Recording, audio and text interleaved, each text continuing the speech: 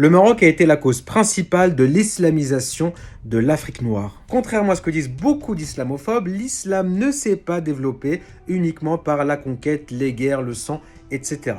En Afrique noire, il n'y a eu aucune conquête, aucune guerre, aucune effusion de sang. L'islam s'est répandu uniquement par le commerce et par les échanges, et le Maroc a été la cause et la plaque tournante de cette islamisation de l'Afrique. Revenons d'abord à l'origine. Si l'islam est venu en Afrique du Nord, c'est du fait de la dynastie des Banu Umayya, la dynastie des Omeyyades. Ce sont eux qui ont répandu l'islam, qui ont combattu les Amazirs jusqu'à répandre l'islam dans toute l'Afrique du Nord. L'islam à ce moment-là ne dépassait pas la moitié du Maroc, elle ne dépassait pas le Souss marocain.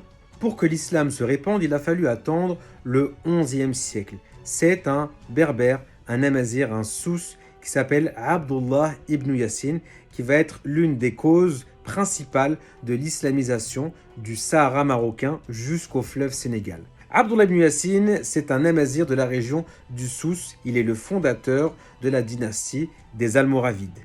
C'est un juriste malikite qui est parti étudier également auprès du cheikh Ouageg dans la région de Tiznit. Et lorsqu'il a parachevé son éducation spirituelle, il est descendu au sud du Sahara marocain, au niveau du fleuve Sénégal, pour y éduquer des légions de combattants qui allaient fonder la dynastie almoravide. C'est le point de départ de l'islamisation de l'Afrique noire. Si vous voulez en savoir plus sur cette histoire, je vous renvoie à deux vidéos que j'ai déjà faites, l'une sur Abdullah ibn Yassin et l'autre sur la dynastie des Almoravides. À la mort de Abdullah ibn Yassin, près de l'actuelle capitale marocaine Rabat, c'est le sultan Youssouf ibn Tachfin qui va faire de la dynastie des Almoravides l'une des plus grandes dynasties de l'histoire du Maroc.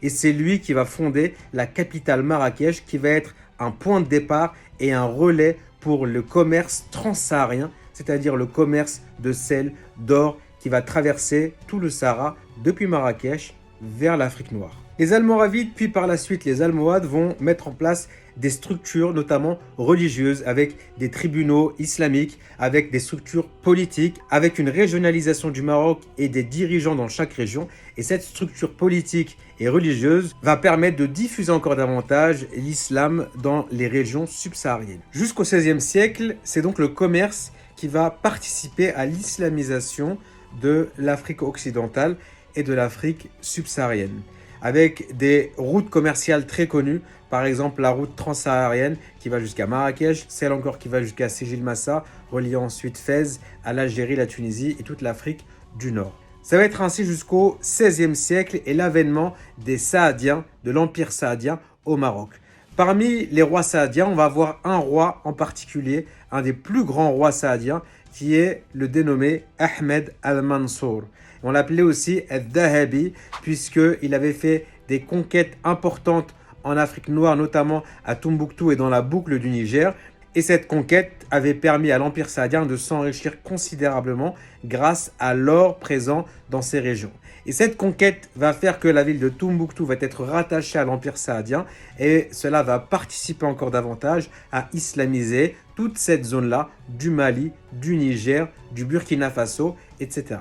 Enfin, sur le plan purement spirituel, le Maroc va être vu comme un point central pour les populations d'Afrique occidentale et d'Afrique subsaharienne. La raison, les très grands chouyours, notamment les chouyours soufis qu'on appelle éducateurs, mourabbi, qui sont en nombre au Maroc. Nous avons notamment le cheikh Ahmed Tijani qui va avoir beaucoup de disciples, notamment au Sénégal, en Guinée, au Mali, en Mauritanie. On a le cheikh Moulay al-Arbi Darqawi. Un peu plus tôt, on a le cheikh Abou Hassan al-Shadili. Tous ces chouyours vont participer à faire rayonner le Maroc, que ce soit en Afrique du Nord, mais également en Afrique subsaharienne. Et la diffusion du tasawwuf dans ces zones-là va participer au fait que ces populations-là vont sacraliser les descendants du prophète et les rois marocains qui sont pour beaucoup descendants du prophète, que ce soit les Saadiens, puis par la suite les Alaouites. C'est la raison pour laquelle, dans tous ces pays-là, on faisait les Jomoa au nom du sultan marocain qui était, pendant tout ce temps-là, un descendant du prophète.